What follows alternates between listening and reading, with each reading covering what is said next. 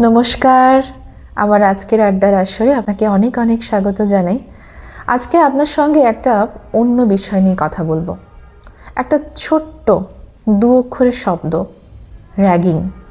কিন্তু এর এর ভয়ঙ্করতা, এর প্রভাব, এর বিস্তার, এর ব্যাপ্তি অত্যন্তই বেশি। মানে আমি বলতে চাইছি যে ধরুন কোনো বিদ্যাঙ্গন বা শিক্ষাঙ্গনের শ্রেণীকক্ষই হোক, কিংবা নতুন চাকরিতে ঢোকা কাজের পরিবেশই হোক, অথবা ডোমেস্টিক ভায়োলেন্স হোক, এই র্যাগিংয়ের ভিন্ন রূপ রয়েছে, কিন্তু তার ক্ষতিকর প্রভাবটা কম বেশি একই। কি বলুন তো? অনেক ফুলের পাপড়ি অকালে শুকিয়ে যায়, অনেক ফুল অকালে ঝরে পড়ে। সেরকমই বিষয়ে আজকের কবিতা, কবি অনিতা অগ্নিহোত্রীর লেখা কবিতা সরি স্বপ্নদ্বীপ।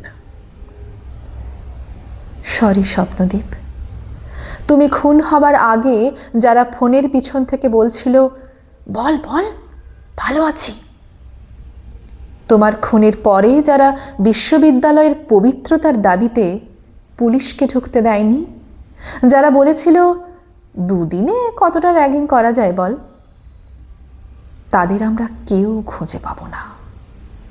ডিগ্রি নিয়ে ক্যাম্পাস ইন্টারভিউয়ে $1,000,000 চাকরি নিয়ে তারা বিদেশ উড়ে যাবে, আর সে দেশের মাটিতে গজিয়ে উঠবে তাদের $multi-million হোম।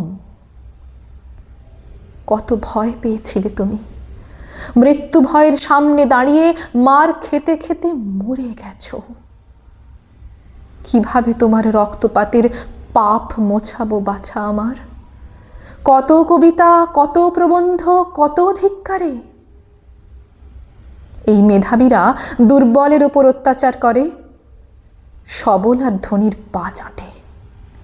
তুমি কেন জানতে না স্বপ্নদ্বীপ? তুমি আন্তর্জাতিক রেটিং দেখে এসেছিলে, তার পিছনে বসেছিল ঘাতকরা।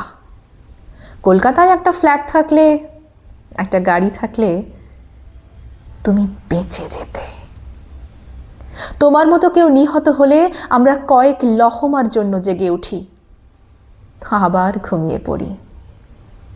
আসলে আমরা তো মৃতই। সরি স্বপ্নদ্বীপ, তোমার হত্যাকারীরা আমাদের রক্তে, গর্ভে, রাজনীতির খেলায়, তারা কোনো দিন শাস্তি পাবে না। আমার মনে হয় এটা এমন একটা অসুখ যেটা সমাজের রন্ধ্রে রন্ধ্রে ছড়িয়ে রয়েছে, মিশে রয়েছে। আসুন না, নতুন বছরে একটু চেষ্টা করি সবাই মিলে, যাতে এই অসুখটাকে আস্তে আস্তে সমাজ থেকে একেবারে মূল হতে উপড়ে ফেলতে পারি।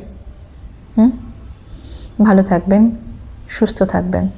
আর হ্যাঁ, যদি কোথাও দেখেন এরকম কিছু হচ্ছে, অবশ্যই প্রতিবাদটুকু অন্তত করবেন। ভালো থাকবেন।